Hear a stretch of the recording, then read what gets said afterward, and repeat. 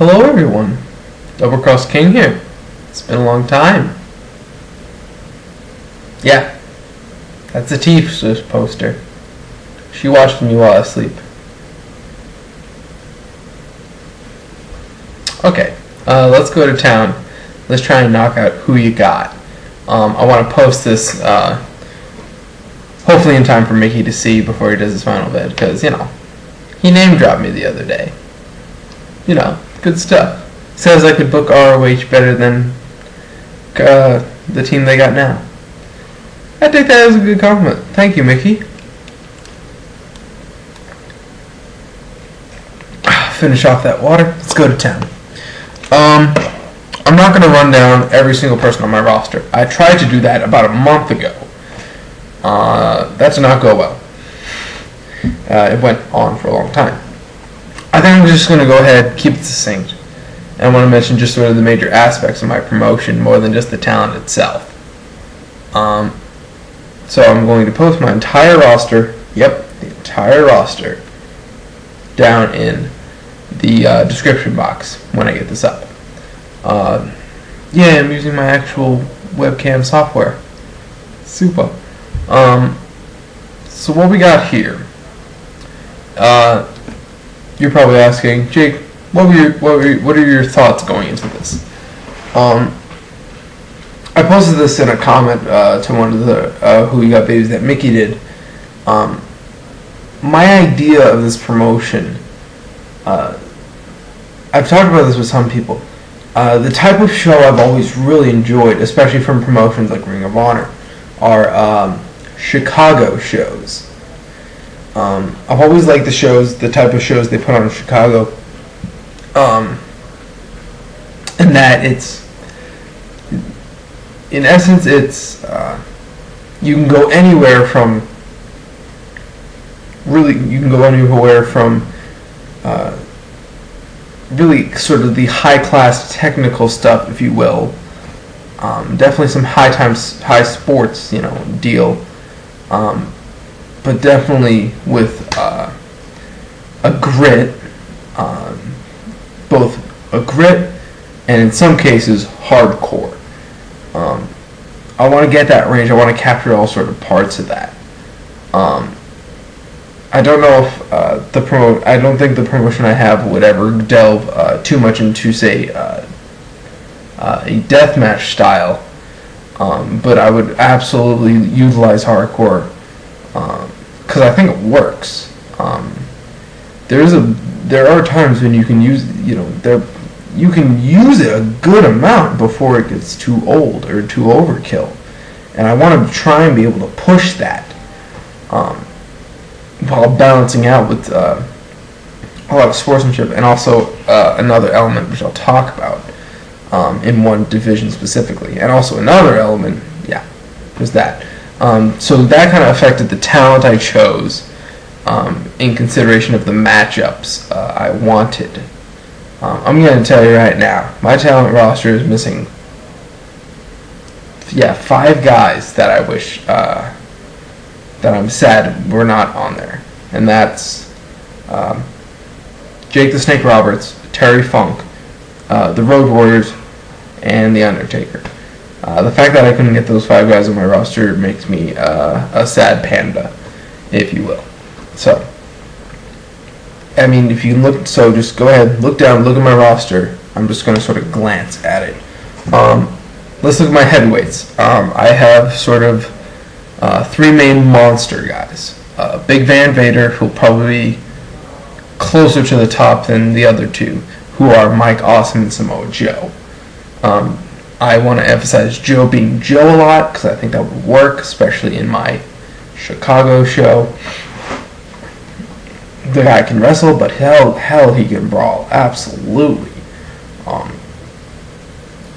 And I have a good bit of brawlers in my roster as well, so I would love to see him going up against those guys.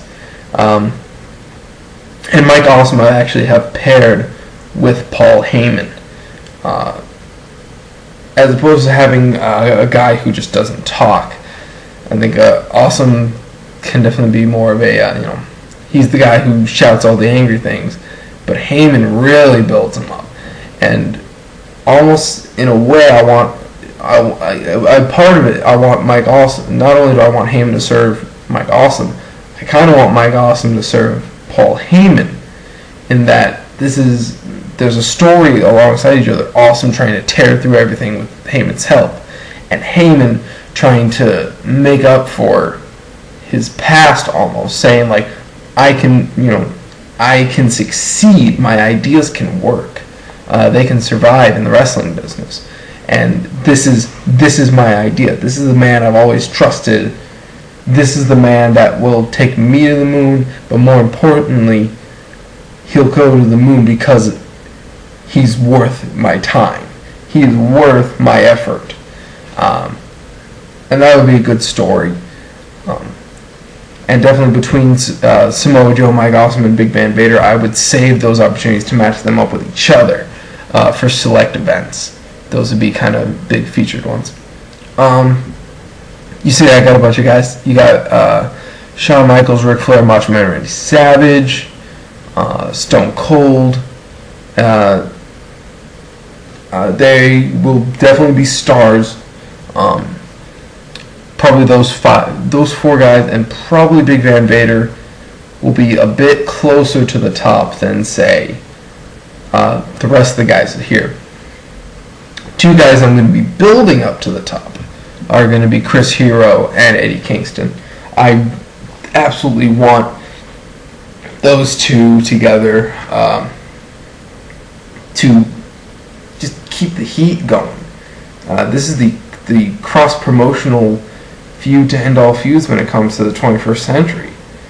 It's fantastic. And in my Chicago gritty setting, I need this. This needs to be here.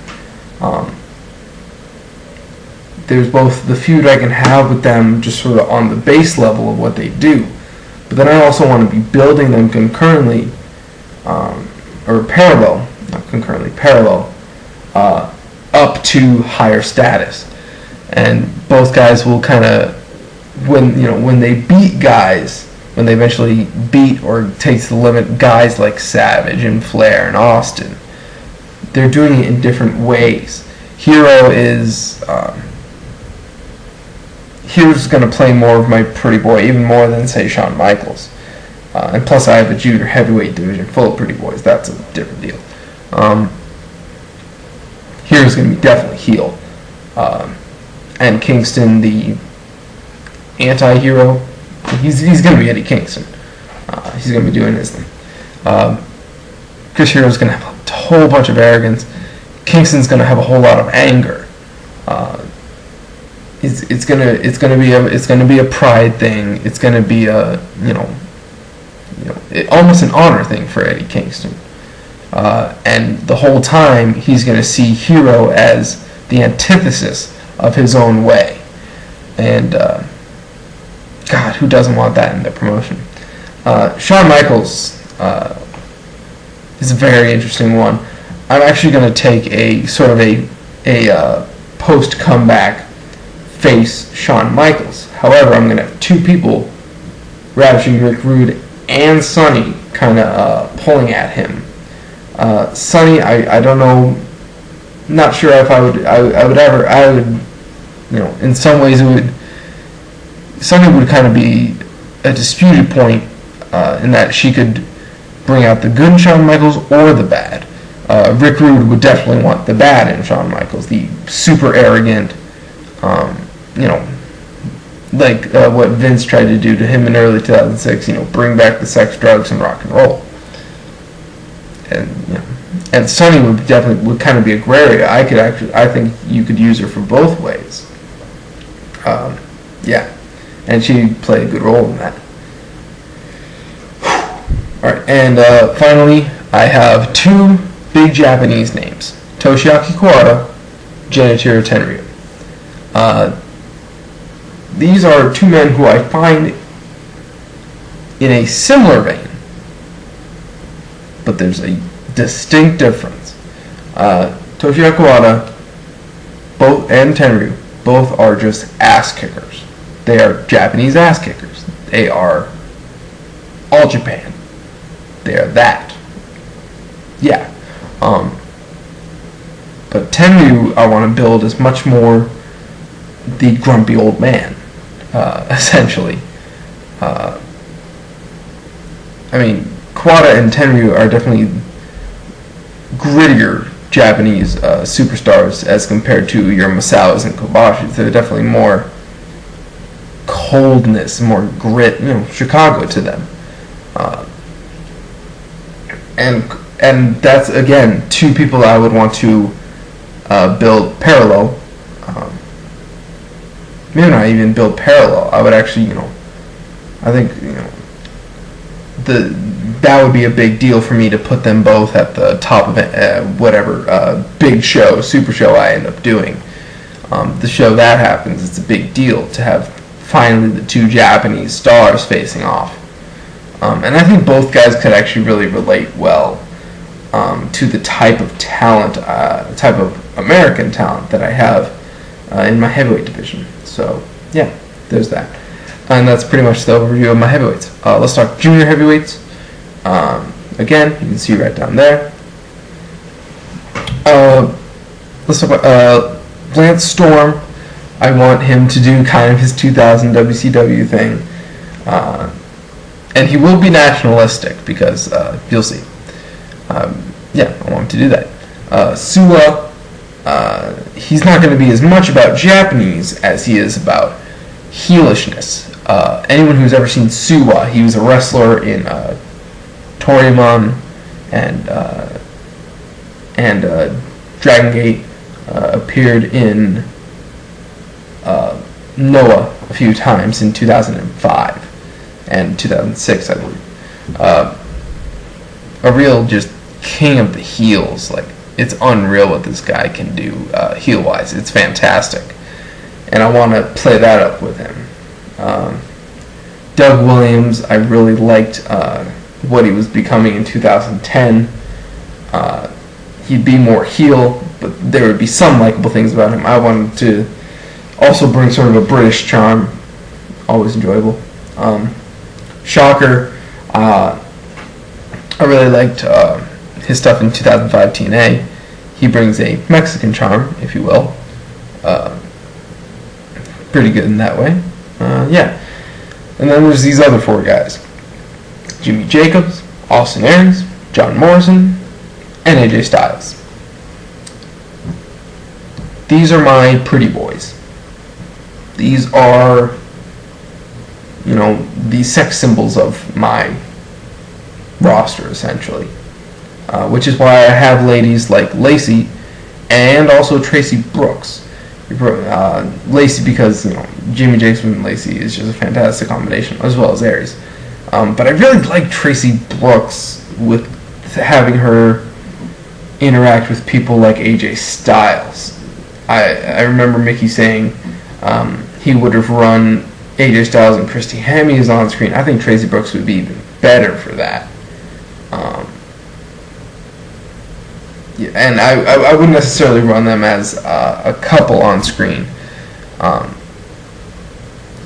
would much rather have AJ be the family man that he is, and much rather have if Tracy were to end up valeting AJ Styles, managing AJ Styles, it would be more platonic business, what have you. Although Morrison would definitely be playing up the sexy thing. Jacobs and Aries would be a bit more like they were in 2008 in their feud when it comes to women. And that would definitely be one of the influences on bringing blood feuds to junior heavyweight wrestling. You could also say that even a guy like SUWA could bring blood feuds to junior heavyweight wrestling when you can think of stipulations for his heelishness. So there's that. Tag teams. Oh god. Good thing I got my software up because this is going to be long. Again, you see the big list down there. Here's where you're going to see the most of my international influence. You're going to see Steen and Generico representing Canada, London Brawling representing, well, Europe, we'll say. Yeah, we'll say Europe, England, whatever. Briscoes, I will play up them being from the South in connection with Stone Cold Steve Austin. I would definitely have them in a loose union of some sort. Absolutely. Ultimo, Guerrero, Ray, Bucanero, I think they work great. They'll be fun.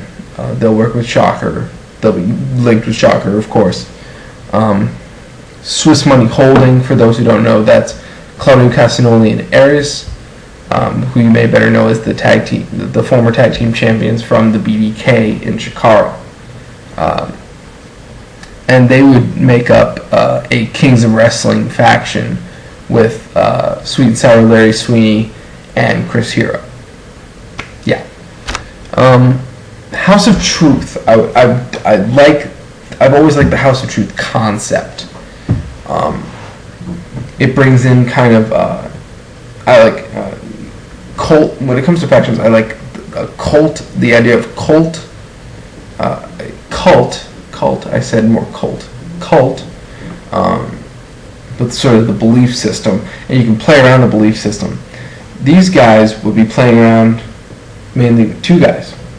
Jimmy Jacobs occasionally would be messing with them, and Mick Foley.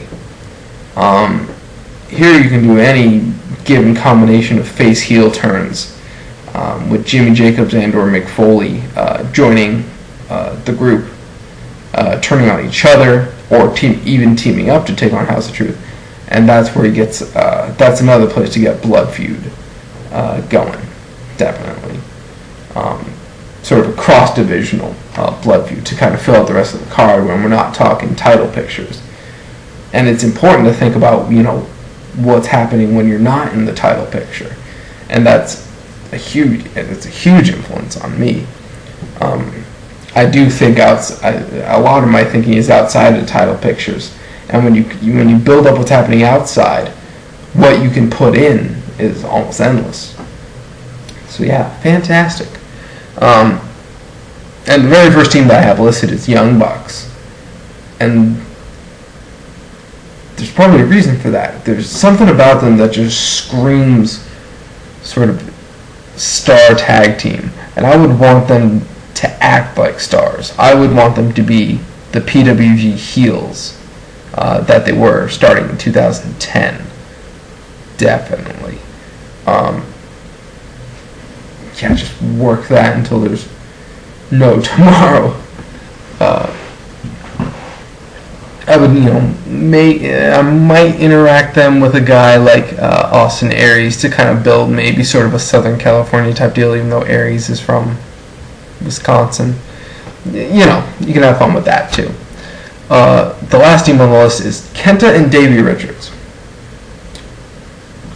I want to put a mentor-mentee team in here, and I think this is a good global perspective 21st century version of that. KENTA is going to be strongly linked with SUWA and Kawada. I'm going to have them sort of act as their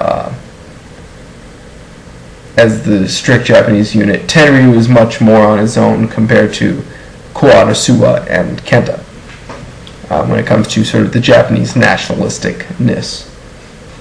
And Davey Richards, I like the idea of having him, sort of be humbled and act that way.